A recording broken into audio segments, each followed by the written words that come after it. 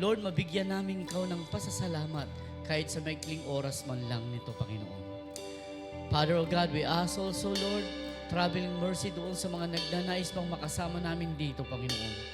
At ipuin mong iba pa namin mga kapatiran, saan man sila naroon ngayon, ano man ang kanilang mga kalagayan. Lord, you will know them, O God. Ikaw ang magkaloob sa kanila ng kanilang mga pangangailangan, kalakasan at kagalingan, Panginoon. In this place, O God, Lord, we ask the power of the Holy Spirit na pangunahan niyo po kami, Panginoon. Gabayan niyo po ang bawat isa, Panginoon. At patuloy na pagpalain, Panginoon. Father, thank you, O God, for everything, for what you have done in our life, in our family, O God.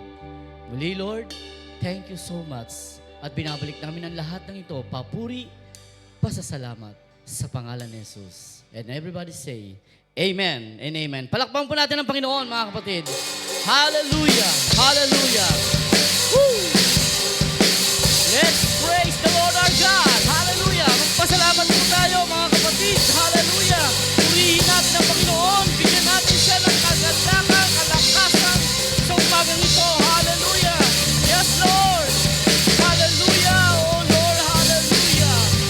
Woo!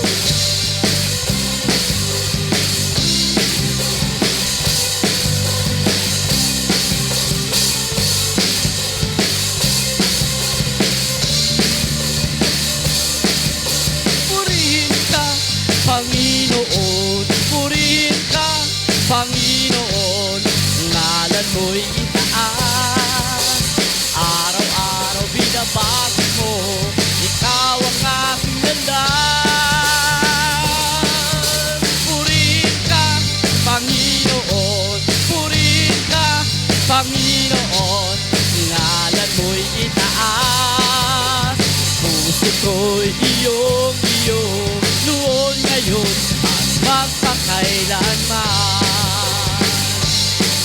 Sa'yo lang ibibigay papuri kong alay. Ikaw lamang ang tanging kong buhay. Come on! Purihin ka, Panginoon. Purihin ka, Panginoon. Ngalan mo'y itaas. Araw-araw binabago mo. Ikaw ang aking landas. Purihin ka, Panginoon. Purihin ka, Panginoon. Ngalan mo'y itaas. Puso ko'y iyong-iyo. Noon, ngayon, at magpakailanman. Sa'yo lang ibibigay papuri kong alay. Pagkat ikaw lamang ang tanging kong buhay. Purihin ka, Panginoon. Purihin ka, Panginoon. Ngalan mo'y itaas. Araw-araw binabago mo. Ikaw ang aking landas. Purihin ka, Panginoon. Purihin ka, Panginoon. Ngalan mo'y itaas. Puso ko'y iyong-iyo. Noon, ngayon, at magpakailanman. Noon, ngayon, at magpakailanman. Noon, ngayon, at magpakailanman. Hallelujah! Woo! Patuloy po natin siyang purihin, mga kapatid. Noon, ngayon, at magpakailanman. Hallelujah! Yes, Lord! Pare! Hanggang sa dulo ng mundo, pagsisigawan ko sa dakilaan ni Kristo. Gawa niya sa buhay ko, hanggang ako'y naririto. Sasampahin ko, purihin mo, sa buong mundo'y makita mo na sila tayo. Ikaw, Jesus! Ikaw, Jesus, sa tuwing ang laki kong kasama. Lakas at pag-asa sa'yo'y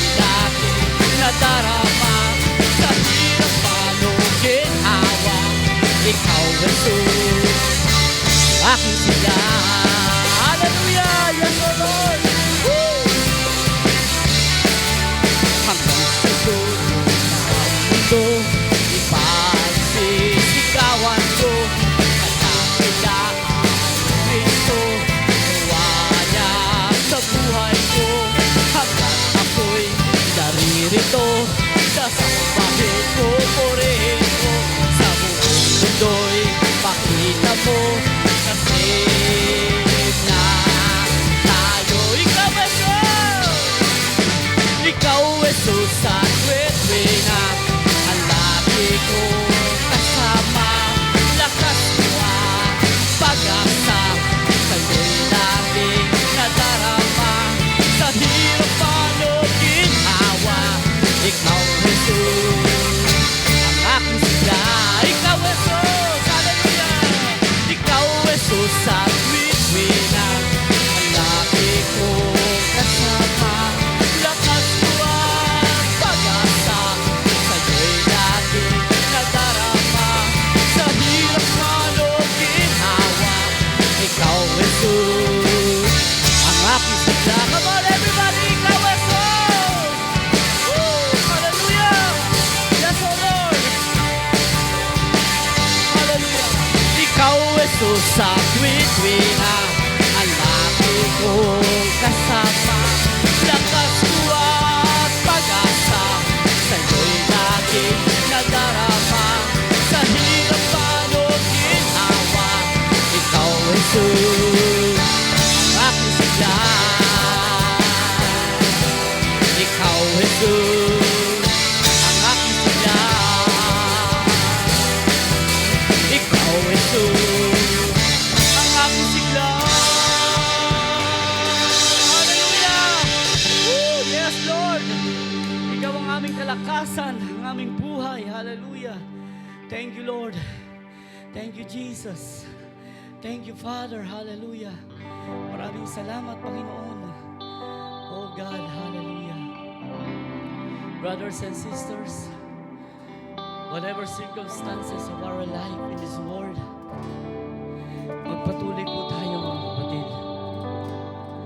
Sapagkat ang Diyos lamang, ang Panginoong Yesus lamang, ang magbibigay liwanag, tanglaw sa ating buhay, pag-asa, at biyaya man ang anumang ating kailangan. Ano man ang ating kondisyon sa buhay, sitwasyon man, mga kapatid, ay huwag po nating tingnan ang anumang bagay. Pagkos, looking unto Jesus, the author and finisher of our life, of our faith. Hallelujah. Oh Lord, patuloy ka naming pinupuri, Panginoon. At ikaw lamang ang aming buhay, O Lord. At salamat, Panginoon. At kami nakakilala at patuloy na makakilala sa iyo, Panginoon. Patuloy kaming magpupuri, patuloy kaming sasamba, Panginoon. Ano man ang sitwasyon ng aming buhay, Lord, is not a matter, O God. But Lord, higit sa lahat, ang aming relasyon, ang aming pag-igihin, pagsikapan, na patuloy kaming maging close sa iyo, Panginoon. Lord God, change our heart, Panginoon. Kung may alinlangan man kami sa buhay, change our mind, O God. Pangunahan niyo po kami, Panginoon. Brothers and sisters, this song ay ihandog po natin sa Panginoon. Sikapin po natin, makaunlayan natin siya. Kausapin natin. At ano man ang ating mga pinagdaraanan sa buhay, ibigay natin sa Diyos. Huwag po tayong tumingin sa anumang sitwasyon, mga kapatid. Let's change our heart. Ibigay po natin sa Panginoon. Yes, O Lord. Hallelujah. Yes, O God. We worship you, Jesus. We worship you, Father.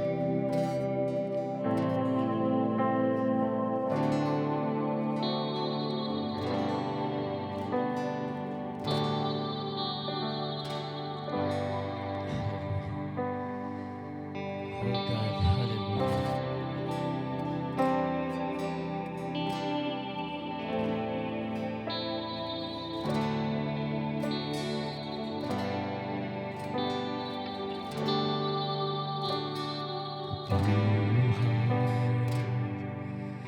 That's what I long for. A heart that follows her after deep. A pure heart. That's what I long for. A heart that follows her after deep. A heart that's hides your word, so that sin will not come in. A heart that's undivided, but one rule and way. A heart that beats compassion, that pleases you, my Lord. Sweet aroma of worship that rises to your throne.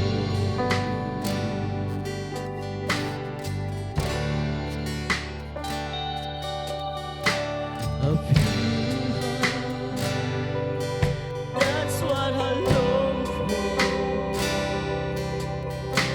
A heart that follows after thee. A pure heart, that's what I long for.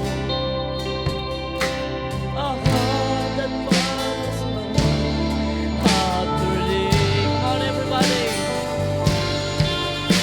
A heart that's hides the word, so that sin will not come in.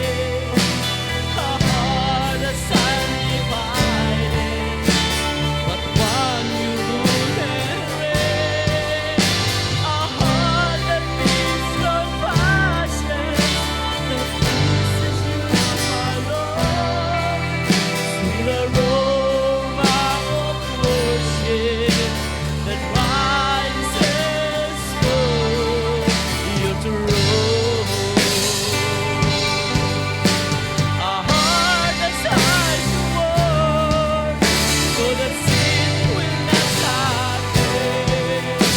A heart that's undivided, but one you rule and reign. A heart that gives compassion, that pleases you, my Lord. With aroma of worship that rises to your throne. Everybody, hallelujah, Lord. A heart that's hides the word, so that sin will not come in. A heart that's undivided, but one you embrace. A heart that gives compassion, that pleases you, my Lord. Sweet aroma of worship that rises to your throne. Hallelujah. Amang Diyos sa makapangyarihan sa lahat, Lord.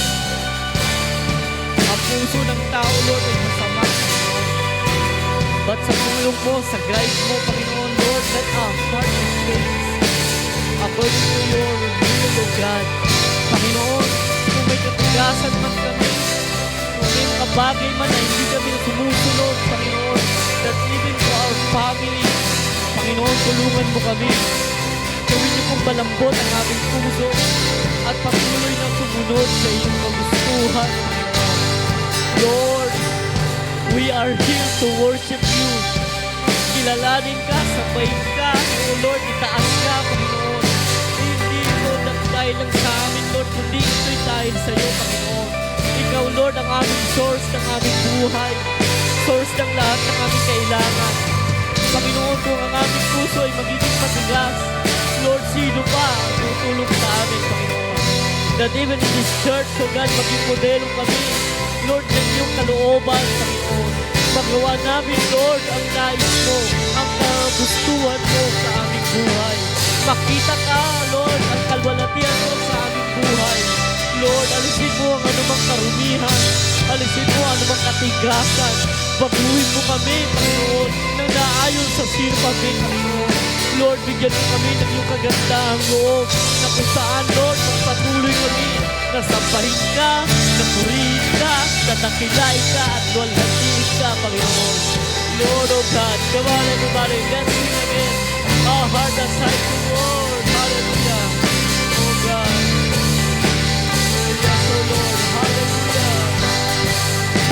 Our heart aside to Lord, so the sin will not come in.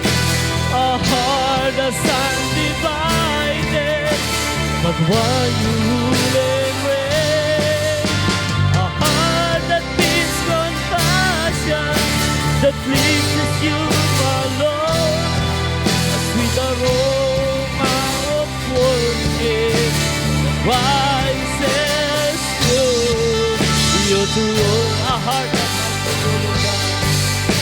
A heart that's like the Lord, so that sin will not happen. Yes, Lord. I want everybody to sing.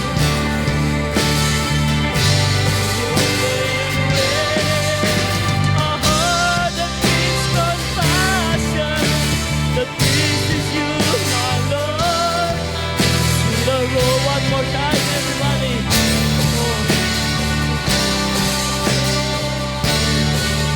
Your throne, one more time, hallelujah. Our hearts that's like the word, so that sin will not come in. Our heart that's undivided, but one you rule and reign. A heart that beats compassion, that pleases you, my Lord, with the aroma of worship that rises to you. Yes, God. A sweet aroma of worship that rises to your throne. Sweet aroma of worship that rises to your throne. Hallelujah. Thank you, Father. Thank you, Lord. Thank you, Jesus, sa kalakasan. Thank you, Jesus, sa pagpapala. Thank you, Lord, sa wisdom, sa pagmamalis. Thank you, Lord. Hallelujah. Oh, bless your name, O God.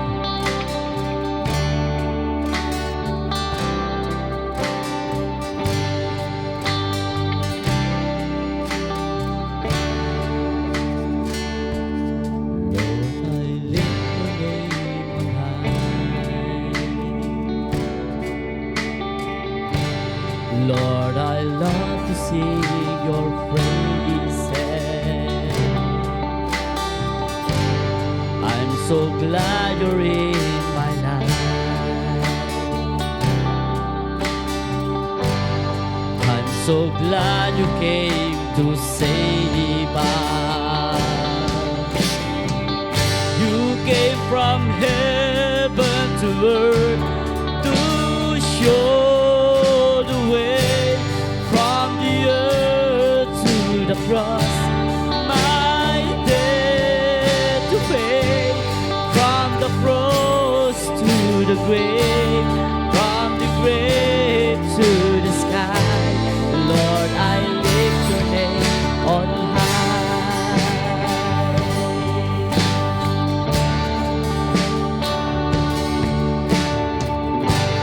Lord, I lift your name on high. Lord, I love to sing your praises.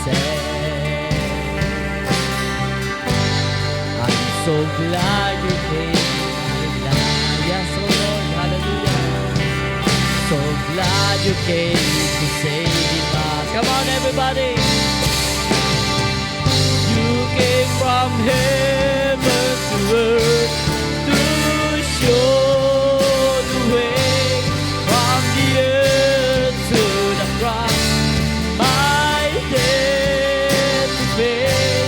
from the cross to the grave, from the grave to the sky. Lord, I lift your name. Oh, you came from heaven, hallelujah. You came from heaven to earth to show the way, from the earth to the cross. My debt to pay, from the cross to the grave, from the grave to the sky. Lord, I lift your name on high. You came from heaven. You came from heaven to earth to show the way, from the earth to the cross. My debt to pay, from the cross to the grave, from the grave to the sky. Lord, I lift your name on high. Lord, I lift your name on high.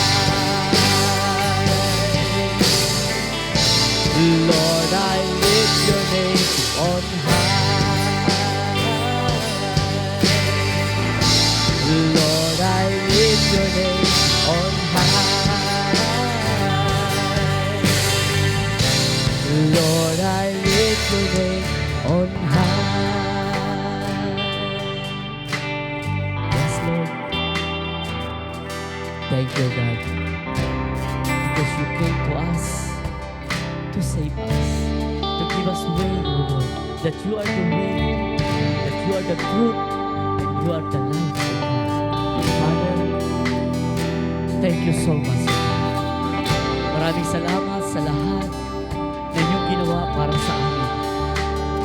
Ikaw, Lord, ang tumulong, ikaw ang nagsaklolo para kami mabuhay at patuloy na mabuhay at ikay purihin at sambahin. Ama, sa iyo po namin ibabalik ang lahat ng papuri at pasalamat.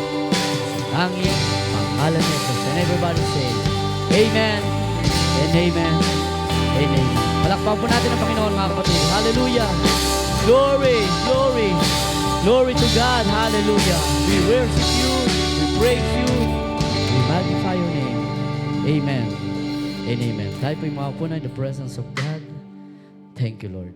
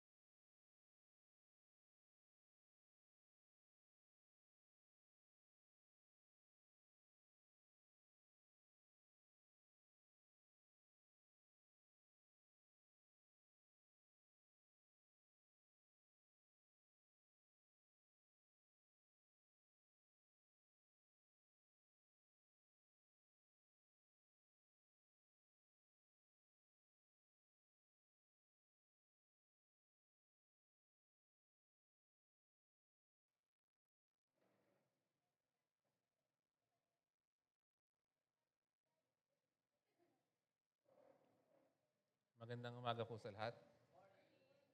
Yung mga kailangan po mag-CR, kumuha ng tubig, gawin na po ngayon habang hindi pa mainit yung ating pakikinig sa salita ng Diyos. Magbatian po muna tayo ng greetings natin ngayong first week ng March.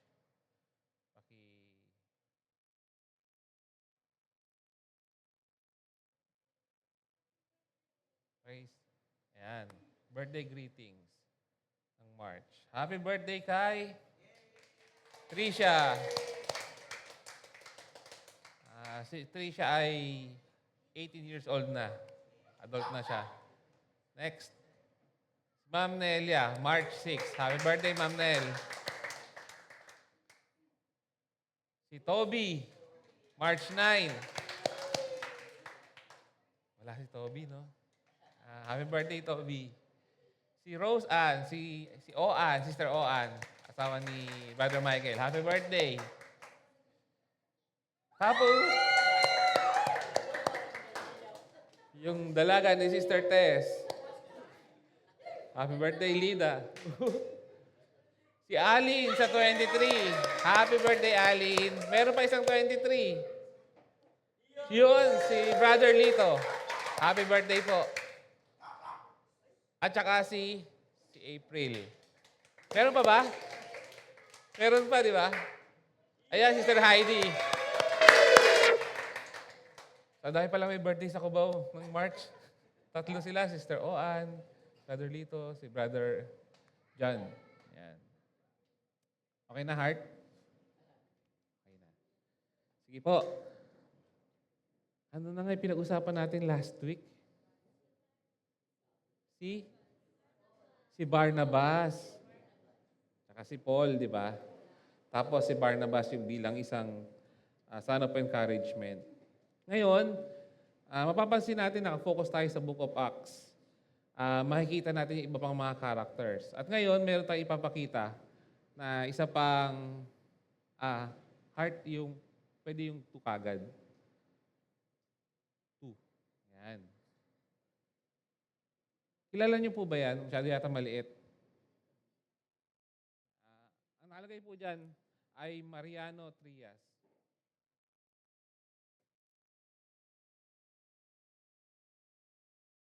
Kilala niyo po siya, Mariano Trias. Pagka medyo na-recognize po ninyo, sabihin niyo po sa akin Next. Ramon Abansenya. Next. Fernando Lopez. Next. Emmanuel Pilaes. Ayan. Sino to? Sino tong mga to? Sa pera? Familiar, di ba? Pero parang hindi natin ma-recognize kung saan nga ba sila pagkapare-parehas.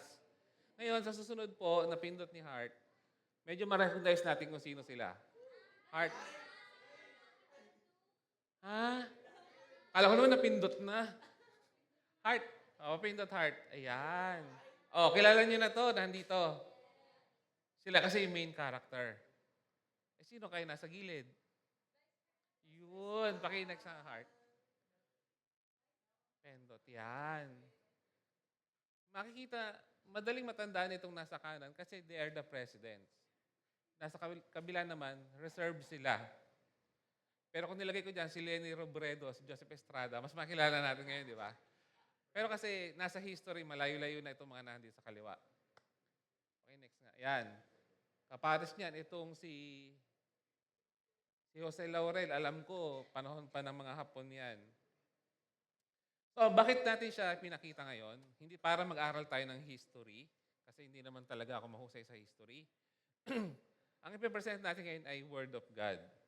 At somehow, itong character natin ngayon ay hindi siya masyadong nabigyan ng emphasis kasi siya yung side character. Next nga. Paki-next nga, Heart. Ang pag-uusapan natin ay si Silas. Third slide. Si Silas na kung minsan ay tinatawag ding Silvanus. Okay. Sino si Silas? Sino si Silas?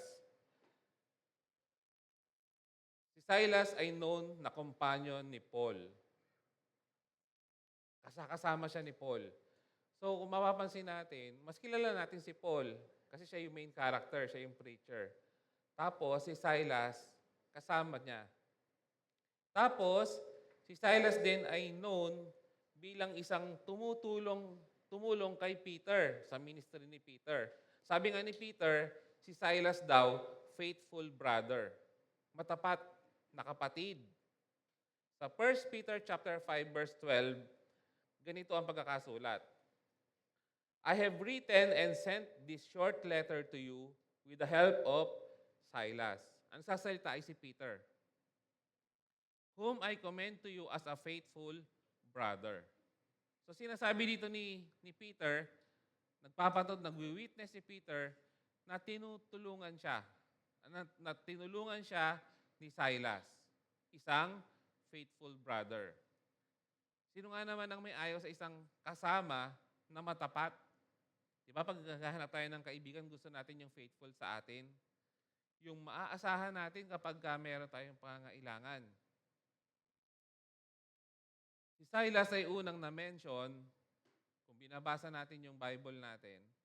Binabasa ba? Binabasa ba? Yes. Kung binabasa natin ang ating Bible, after ng mga Gospels, sa Book of Acts, makikita natin doon ang mention kay Silas. Acts chapter 15. At ang description sa kanya, siya ay isang church leader sa Jerusalem. This is what it says. Acts 15 verse 22. Then the apostles and elders together with the whole church in Jerusalem chose delegates. And they sent them to Antioch of Syria with Paul and Barnabas to report on this decision. Ang storya po niyan, sabi dito, yung mga apostles at elders ng church sa Jerusalem ay nagpadala ng delegates. Pag sinabing delegates, tao po yun. At pinadala daw sila sa Antioch, Syria. Pinadala sa Syria. From Israel papuntang Syria. From Jerusalem to Syria. At kasama nila si Paul at si Barnabas para daw mag-report ng decision. Ano ba yung nangyayari dito?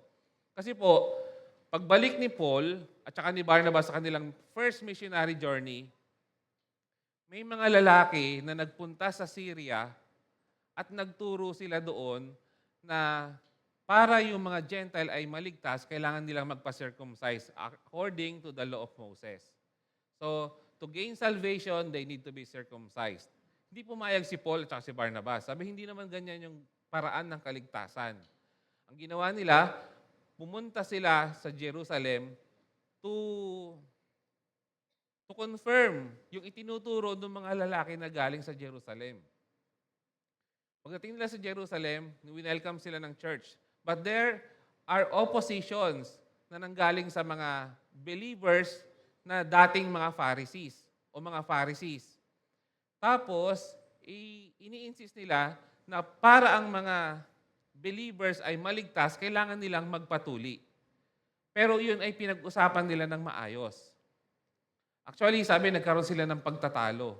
At nagkaroon sila ng decision na hindi na nila kaya. Sinabi ng mga apostol, kasama ni James, the brother of Christ, na hindi na nila kailangang i-require yun sa mga hentil. At dahil doon, kailangan nilang i-report sa Syria kung ano yung kanilang napag-usapan. Kaya dito, sabi dito, Paul and Barnabas, they sent delegates together with Paul and Barnabas to report the decision. Ang decision nila, hindi na kailangan magpatuli ng mga Gentiles para makamtan nila ng kaligtasan. Kasi naniniwala sila na grasya ng Panginoon ang kaligtasan. The men chosen, yung galing mismo sa Israel, galing mismo sa Jerusalem, papuntang Syria, the men chosen were two of the church leaders. Dalawang church leader ang pinadala ng Jerusalem, na sina Judas at saka si Silas. So diyan unang binanggit si Silas. At sila ay kumilos. Acts chapter 15, verse 30 hanggang 31. Itong sabi, the messengers, sino yung mga messengers na yon? Si Silas at saka si Judas. Yung Judas na yun nga pala, hindi yung Judas na kilala natin na apostle. No po, pakibak nga, heart. Ayun. Judas also called Barsabas. So, ibang Judas po siya. 30. The messengers went at once to Antioch, where they called a general meeting of the believers and delivered the letter. And there was great joy throughout the church that day as they read this encouraging message. So, ang sistema pala dati, andito yung Syria, may problem sila doon. Nagpunta yung mga leaders ng Syria sa Jerusalem to come to a decision. Nung dumating yung decision, ang decision is written in letter. No po, sabi kasi dyan, no? Nag-deliver daw sila ng letter.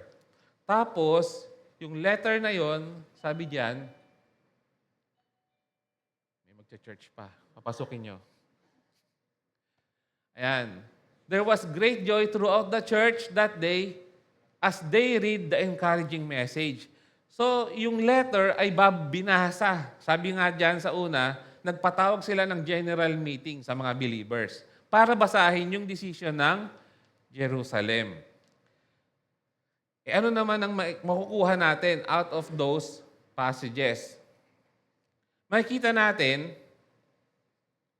slide 7, makikita natin na itong si Silas at saka si Judas, o particularly si Silas na lang natin i-focus yung ating attention, nagre-respond siya kung ano yung kailangan ng church. Kailangan ng church na dalhin sila, pumunta sila sa Syria para mag-deliver ng importanteng message. Ano ginawa nila? Ginawa niya, tumugon si Silas. Silas is a believer who responds to the needs of the church. He was ordered to accomplish a task. At sabi doon, he went at once. Ibig sabihin, wala nang pag-aalinlangan, siya ay agad na tumugon. Agaran, may urgency. Ano po? Ang tanong natin dito ay pwede natin itanong sa ating mga sarili. Tayo ba? Pag nakikita ba natin ang pangangailangan ng church, tayo ba tumutugon din? Kapag ba nakita natin umaapaw yung basurhan, patatali ba natin at papalitan natin ng plastic o hayaan lang natin na may ibang magtapon yan? Napakasimple lang po nung reflection na pwede natin gawin. Pero ang tanong, ginagawa ba natin yung pwede nating magawa kapag kinakailangan ng simbahan? Dito po, nakita natin, sabi, balik nga natin sa slide 6, heart. Sabi dito,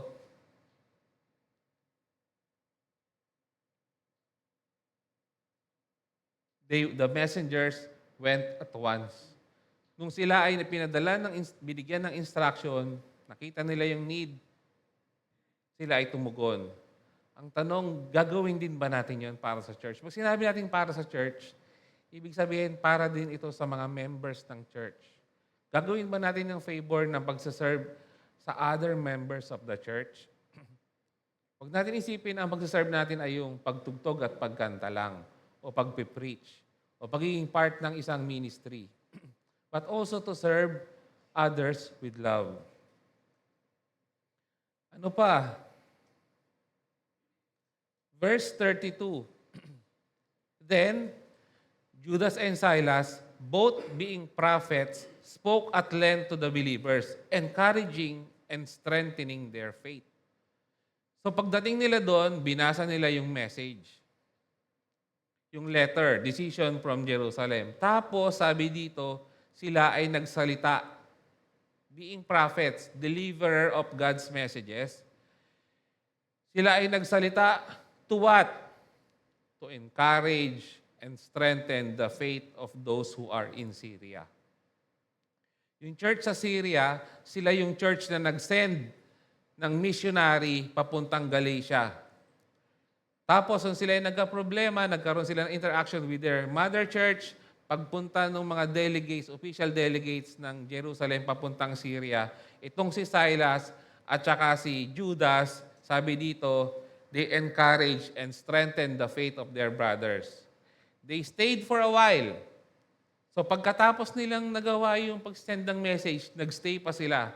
And then the believers sent them back to the church in Jerusalem with a blessing of peace.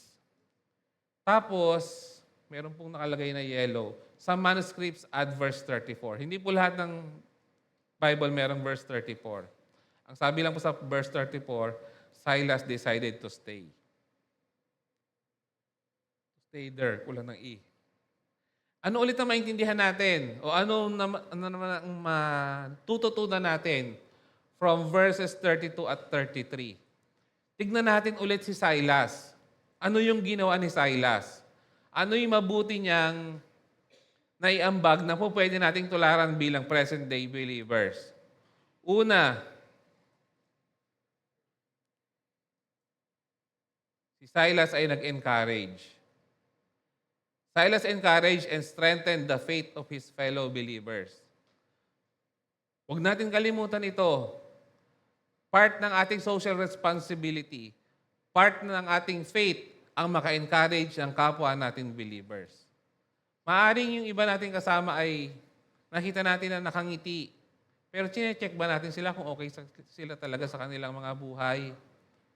Baka naman, kailangan nila ng kausap, kailangan nila ng kasama. Mag-encourage tayo sa kanila. Tulungan natin yung mga kasama natin. Kapares ng ginawa ni Silas. Ang role lang talaga ni Silas is to deliver the message. Pero, nagkaroon siya ng extra mile. Ang sabi dito, sa binasa natin kanina, they spoke at length to the believers, encouraging and strengthening their faith. Magsalita tayo ng mga bagay na makaka-encourage sa mga kapwa natin, lalo na sa kapwa natin believers. Ang tanong ulit natin sa ating mga sarili, nagagawa ba natin na maka-encourage ng iba? O tayo yung reason para ma-discourage yung kapwa natin? Pag sinabing kapwa believers, hindi lang yan yung nakikita natin sa church. Karamihan dyan, nakikita natin sa church at kasama natin sa bahay. Kuminsan nane-neglect natin na i-encourage yung mga kasama natin sa bahay. Kasi because of familiarity. Pero dapat kasama na ini-encourage natin yung sarili nating family. Be a Christian who encourages a brother or a sister in Christ. Ginagawa ba natin yon? Nag-spend ba tayo ng time, ng effort, ng resources para ma-strengthen o ma-encourage yung ibang tao? Do we read our Bible just to understand the Word of God for ourselves? O nagbabasa rin tayo ng Bible para maka-encourage din sa iba? Nakita ko po siya na very motivating yung nag-aaral ka na hindi lang para sa iyong sarili. Kasi nag-aaral ka kasi mag-share ka din sa iba. Sana makita rin po natin siya. Kasi sa point na nakita ko na po na kailangan ko mag-aral, kasi gusto ko na rin mag-share sa ibang tao, mas nakatulong po siya. Kasi may mga panahon na hindi mo magawa para sa sarili mo, pero magagawa mo dahil gagawin mo para sa iba. Mahal mo sila. So, ang tanong nga ulit, do we encourage others? O tayo yung reason para ma-disheartened yung ating mga brothers and sisters? Ano pa matututunan natin sa passage? Sabi doon, Silas spent his time with the believers. Ano nga yung mas malaki, heart? Slide number 8.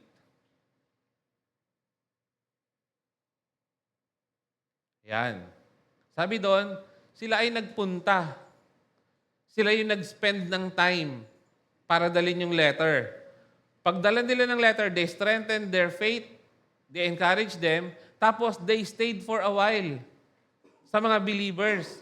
Ibig sabihin, hindi lang nila basta ginawa, nag-encourage, nag-speak.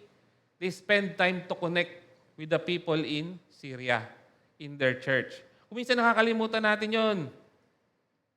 Nagagawa natin na magsimba, pero nakakalimutan natin na maki-fellowship talaga.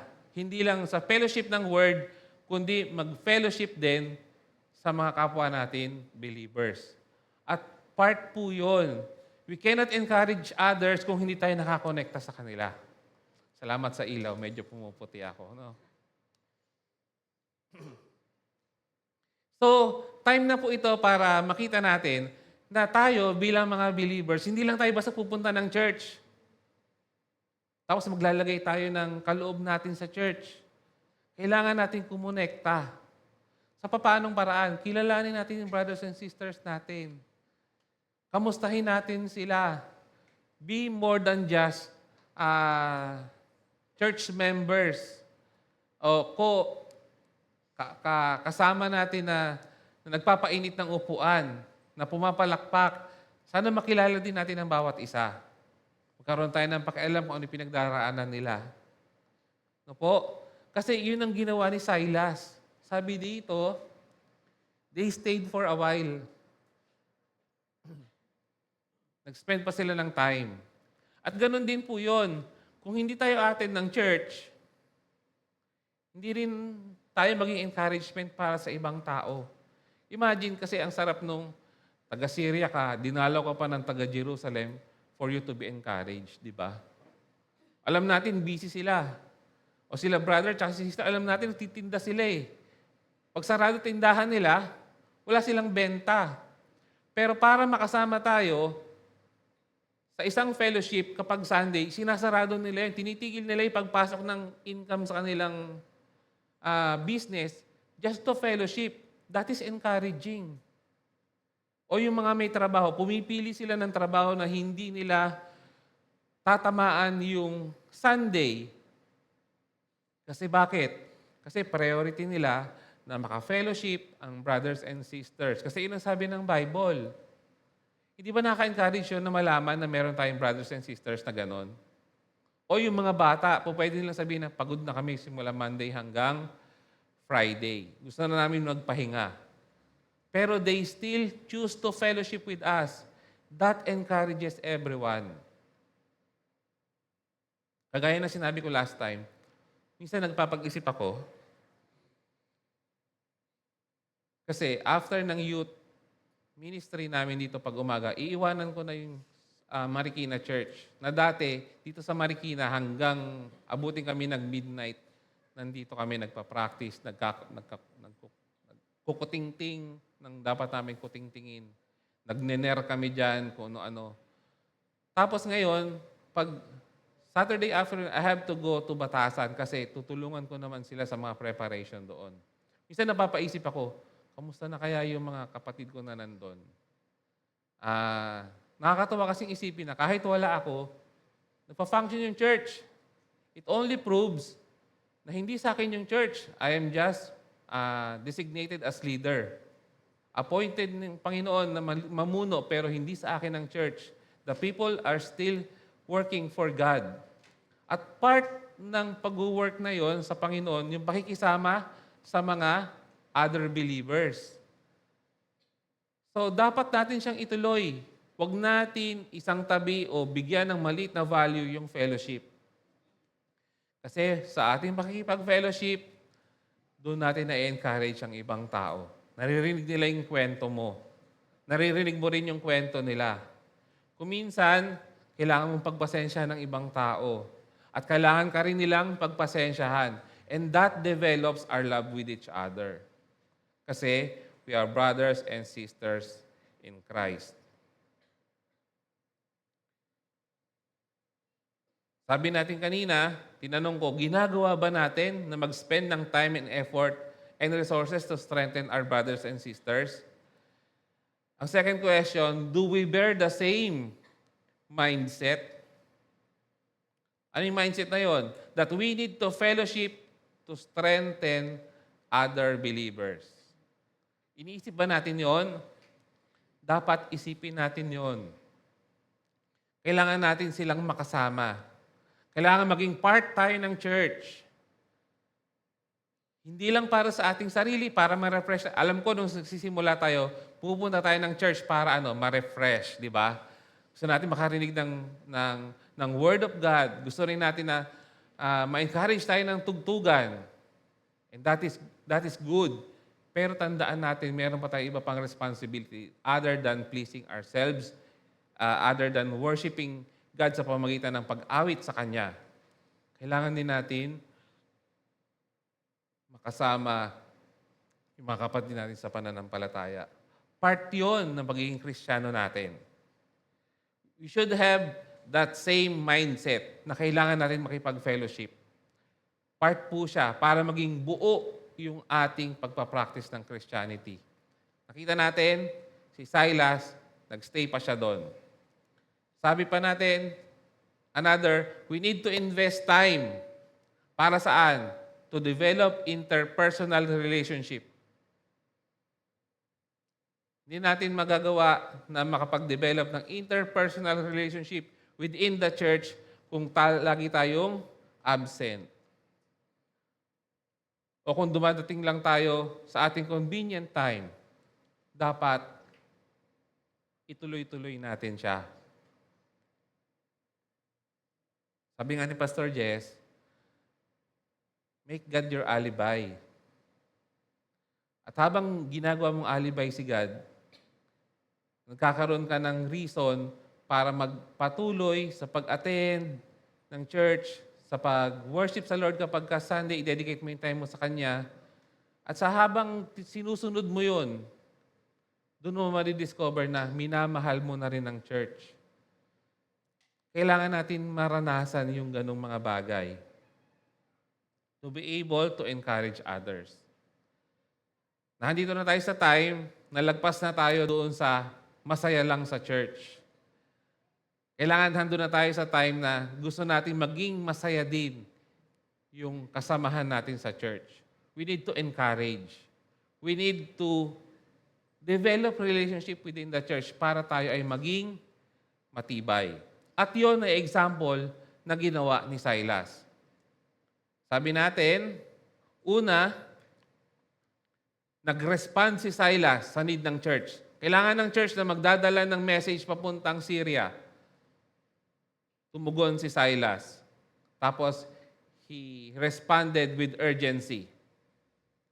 Pangalawa, nag-encourage siya. Nag-encourage at nag-strengthen ng faith ng fellow believers. At nagawa niya yon pang third, kasi nagbigay siya ng time to fellowship. Tatlong bagay, gawin po natin yon. Mag-respond sa need ng church. Tapos, mag-encourage ng believers. Pangatlo, mag-spend ng time with the believers. Tapos tuloy po natin yung kwento.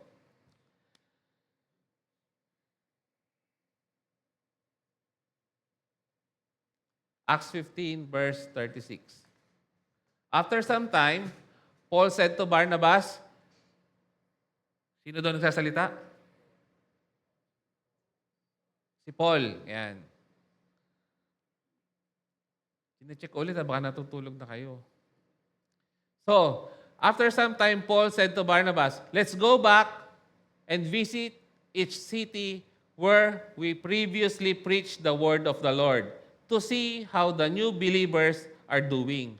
Sabi ni Paul kay Barnabas, tara, balikan natin yung mga na-preachan natin ng mga tao, yung mga church. Sa bawat, let's go back and visit each city. Saan tayo nag-preach, balikan natin. Tapos, tignan daw nila kung ano ang kalagayan ng mga believers doon. Makikita natin dito, si Paul, committed talaga siya na makadevelop ng believers.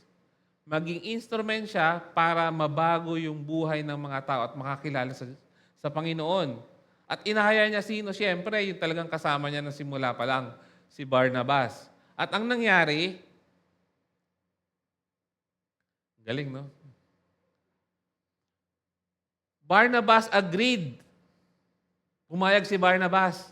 Barnabas agreed and wanted to take along John Mark. Si John Mark, sino ba si John Mark? Pinsan niya yan. Tapos, kaso si John Mark, siya yung along the way ng missionary journey nila, siya yung umuwi. Bumalik sa Jerusalem. Anong nangyari sa 38? You know, Paul disagreed strongly. Hindi na pumayag si Paul. Kasi sabi ni John Mark, sige, balikan natin yung na-preach natin. Pero sabi ni Barnabas, payag ako. Sama natin si John Mark. Sa 38, Paul disagreed strongly. Ayaw ni Paul na isama nila si Barnabas since John Mark had deserted them in Pampilya.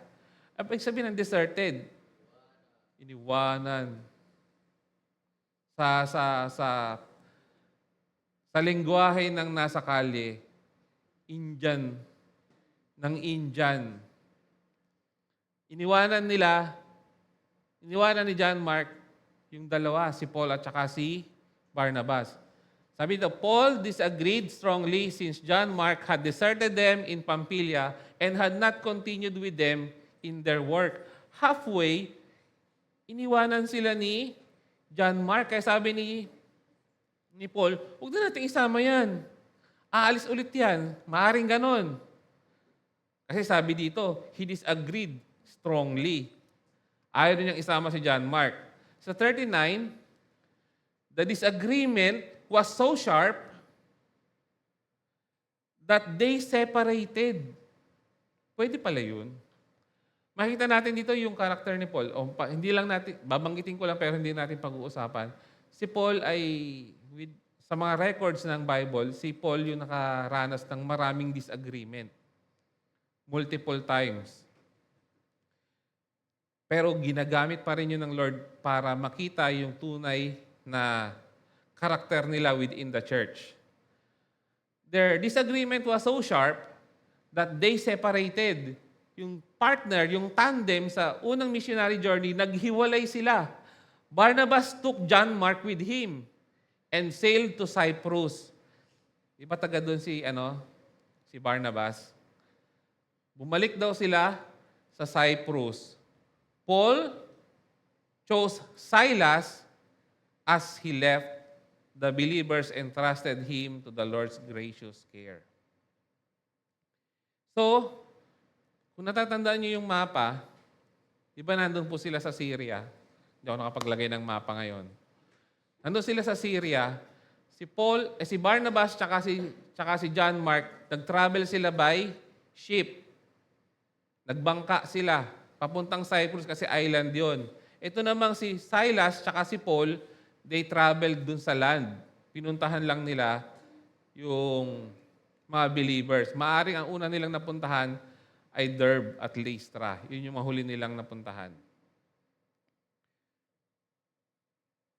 Sabi sa 40, Paul chose Silas, and as he left, the believers entrusted to him to the Lord's grace. Anong maintindihan natin dito? Sa verses 36 hanggang 40, si Silas humble. Bakit ko masasabing humble si Silas? Nag-comply siya sa panawagan ng ministry kahit second choice lang siya. Ang unang choice ni Paul na makasama si Barnabas. Pero dahil nagkaroon sila ng pagtatalo, ang kinuha ni Barnabas, si John Mark, tapos si Paul naman, kinuha niya si Silas. Wala siyang pagmamayabang na tumanggi. Kasi ngayon, usually, kapag second choice ka, parang nakaka-hurt ng feeling, di ba? Hindi naman ako talaga yung una mong choice eh. Ano lang ako, spare tire. Kung minsan, nakaka-hurt siya ng ego. Kasi hindi ikaw yung first choice. Second choice ka lang. Kaya karamihan, pag pinipili ka na second choice, tinatanggihan. Pero makikita natin, when it comes to the ministry o serving God, it doesn't matter kung kahit na panglima ka pa sa pagpipilian. Ang mahalaga, mag-serve sa Lord. Pero alam po ninyo, kung hindi humble si Silas, pwede niyang gawing katwiran yun eh. Hindi naman talaga ako gusto mong kasama eh. Gusto mo si Barnabas. Pero hindi. Si Silas, tumugon sa pangangailangan ng simbahan.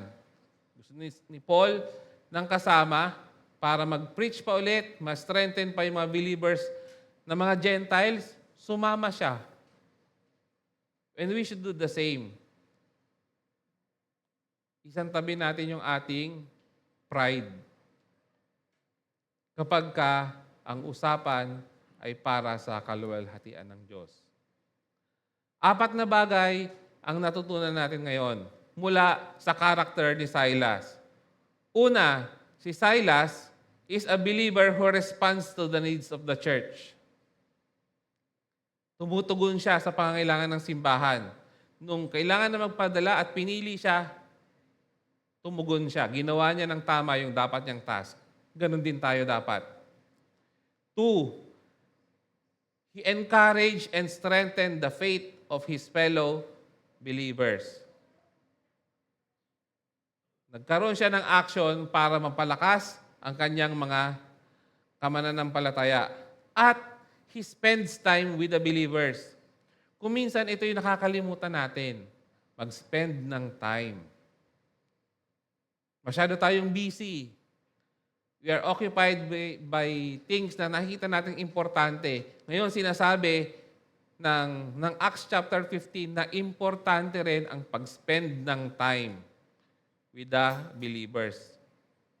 At isang paraan na po ng pag-spend ng time with the believers, yung isama natin yung ating pamilya sa simbahan. Let's spend time with them, praising the Lord. Dalhin lang natin sila dito kahit sa tingin natin hindi pa nila masyadong naintindihan.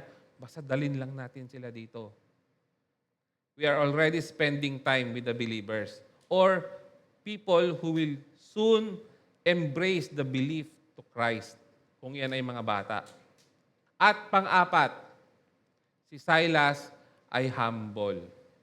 He was able to do the ministry. He accepted the ministry kahit hindi siya yung first choice kasi humble siya. Yung humility ay isang karakter na kinakailangan natin. Kung hahawakan natin yung pride natin, yan ang hahadlang para magawa natin ng ministry. So sa apat na yan, saan tayo magfo-focus? Pumili lang tayo ng isa na pinaka-relevant sa atin and then ipanalangin natin sa Panginoon. Ipanalangin natin na tayo ay matulungan para maluwalhati natin ng Diyos.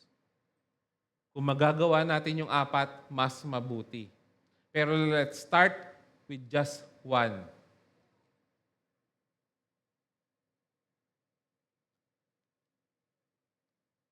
Sa maiksing preaching na ito, walang sense yung salita ng pastor kung nanggagaling lamang sa isip ng pastor. It matters a lot kung nakikita natin na yung binasa natin ay salita ng Diyos. And we should reflect on it. Kasi ang tao ay may limited na kakayanan. Pero yung Diyos na nagsasalita sa atin sa pamamagitan ng kanyang word, sa pamamagitan ng Bible, it is the God who changes lives. Kung paano tayo mababago, paano tayo mas mapapalinang ang ating pananampalataya, ay nakasalalay kung paano natin tinatanggap yung kanyang mga salita. Kung paano tayo magre-respond according sa ating pananampalataya will matter a lot. Kasi kung narinig lang natin siya bilang isang kwento, narinig lang natin siya. Matatapos na doon. Pero dapat there should be change within us. Change ng perspective. Kailangan natin pahalagahan ang dapat nating pahalagahan. Sinabi kanina, pahalagahan ang pakikipag-fellowship. Pahalagahan ang pagbibigay ng time. Sa pagpapahalaga natin yon, doon natin magbibigay yung tamang action.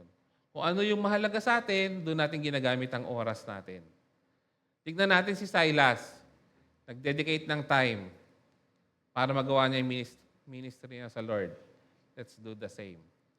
And I encourage everyone na tayo ay manalangin. Panginoon, salamat po sa umagang ito ng aming pagninilay-nilay ng iyong mga salita. Salamat din po sa pagkakarinig namin ng storya na nilahad ni Lucas sa Book of Acts. Lord, sa pamamagitan ng buhay po ni Silas, dalangin namin that we be encouraged din, Panginoon. Na matutunan namin na sundin yung example na binigay ni Silas. I encourage, Lord, na we pray, Lord, na dito sa LTM Batasan ay magtalaga ka ng mga believers na mag-encourage din sa iba pang mga mananampalataya. Na pare-parehas kami mag-offer ng time sa iyo to serve you through the people. Dalangin namin, Lord, na pare-parehas kaming magbigay ng oras at pagpapahalaga sa pakikipag-fellowship sa iyo. Hipuin mo po kami, Lord, at strengthen mo kami. Yung buhay namin ay maalay namin sa kagustuhan mo. We entrust in the power of your word. Na ang pagbabago ay hindi sa pamamagitan ng aming sariling desire, but sa pamamagitan ng kapangyarihan mo as we desire to comply into your preferences. Kumilos kang maigi, Panginoon, sa church na to. Sa'yo namin itinitiwala ang aming mga buhay, individually and as a church. In Jesus' name we pray. Amen.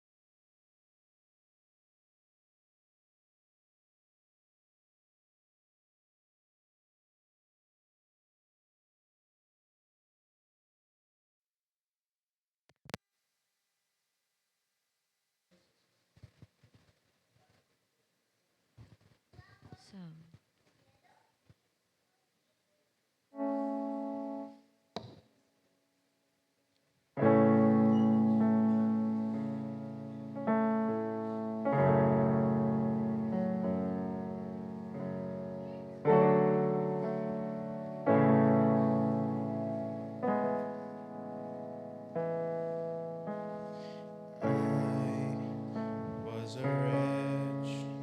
I remember who I was lost. I was blind. I was running out of time. Sin separated. The breach was far too wide. But on the far side of the chasm, you held me in your side, so you made a way across the great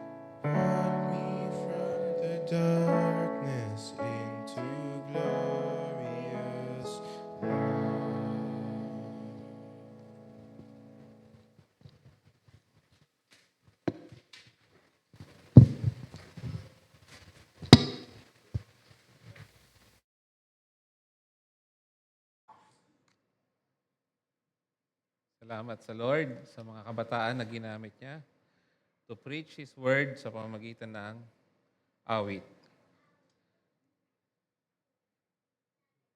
Basahin po natin ang unang Korinto, 1 Corinthians chapter 11, verse 23.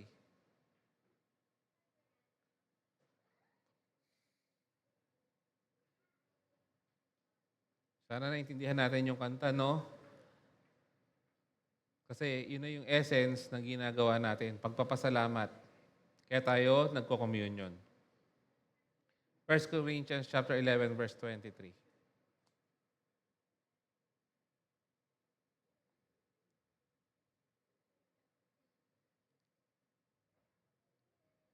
Yan. May trainee. Ayan. Pwedeng Tagalog. May Tagalog ka ba dyan? ASD? Ano ba nun?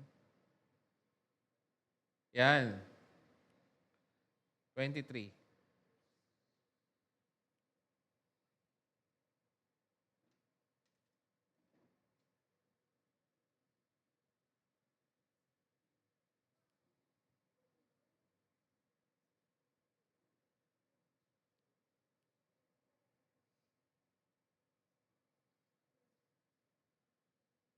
Ito ang turo na ibinigay sa akin ng Panginoon at itinuturo ko naman sa inyo. Nung gabing traidorin ang Panginoong Jesus, kumuha siya ng tinapay. Next.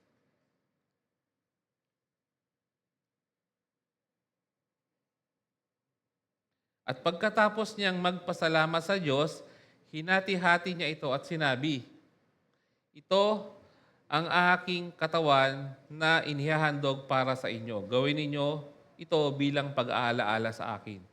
Sinasabi diyan na yung tinapay na pinagsasaluhan ng mga mananampalataya ay pinagsasaluhan bilang pag-alaala in remembrance of Christ. Na ginawa niya ang pag-aalay ng kanyang katawan para sa ating lahat. 25. Pagkatapos nilang kumain, ganun din ang ginawa niya sa inumin. Kinuha niya ito at sinabi, "Ang inuming ito, ang bagong kasunduan na pinagtibay na aking dugo. Tuwing iinumin ninyo ito, gawin ninyo bilang pag-aalaala sa akin." Same thing, di ba? Paano yung bread reminds of the flesh of Christ, body of Christ.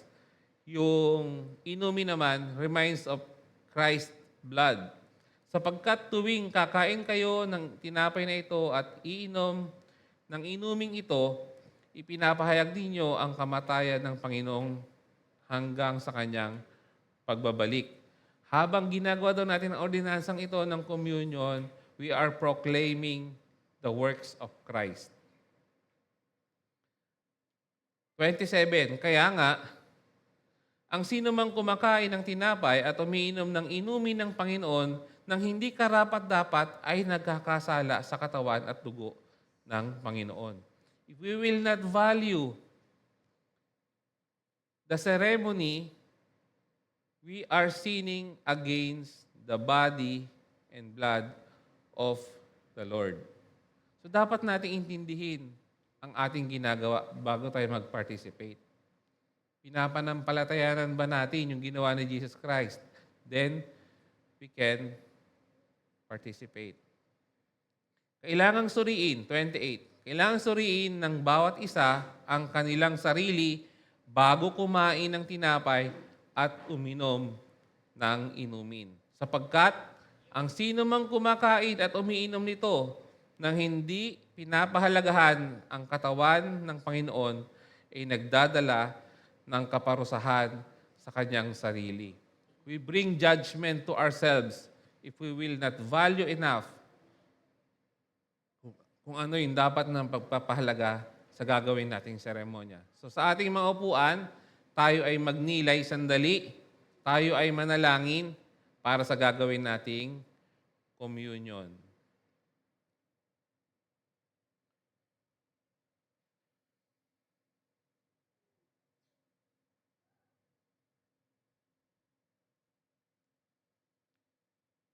At inaanyahan ko po ang lahat na tayo po ay tumayo. Hawakan po natin ang tinapay at inumin. Bahagyan natin itaas ang tinapay. Ito ang turo na ibinigay sa akin ng Panginoon at itinuturo ko naman sa inyo. Nang gabing traidory ng Panginoong Yesus, kumuha siya ng tinapay.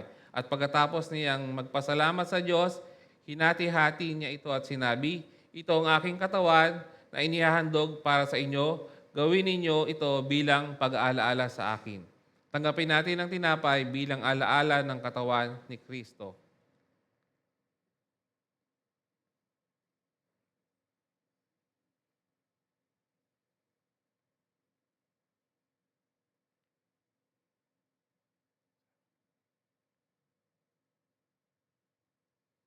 Pagkatapos nilang kumain, ganon din ang ginawa niya sa inumin. Bahagyan po natin itaas ang ating inumin. Kumuha siya nito at sinabi, ang inuming ito ang bagong kasunduan na pinagtibay ng aking dugo. Tuwing inumin ninyo ito, gawin ninyo bilang pag-aalaala sa akin. Tanggapin po natin ang inumin.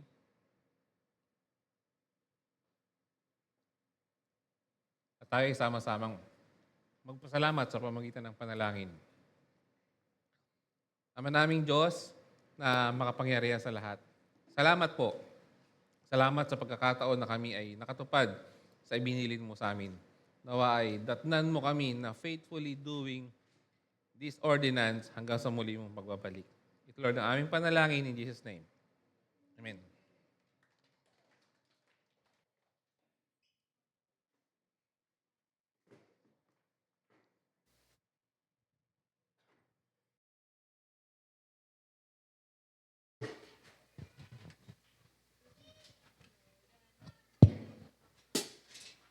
Lord, I lift.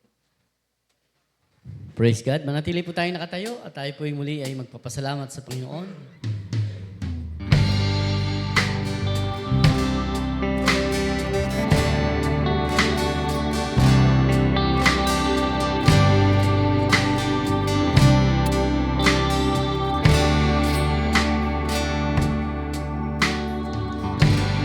Lord, I lift your name on high. Lord, I love to sing your praises. I'm so glad you came my life. I'm so glad you came to save us. You came from heaven to earth to show the way from the earth to the cross. My debt to pay from the cross to the grave, from the grave to the sky. Lord, I lift your name on high. You came from heaven to earth to show the way from the earth to the cross. My debt to pay from the cross to the grave, from the grave to the sky. Lord, I lift your name on high. Lord, I lift your name on high. Lord, I lift your name on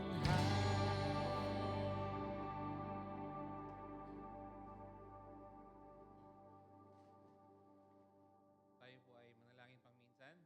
Panginoon naming Diyos na makapangyarihan sa lahat, Diyos na may likha ng langit at lupa. Kami na church ng LTM Batasan ay sama-samang nagpapasalamat sa iyo. Salamat Panginoon sa pagkakataon na kami ay makarinig na iyong salita.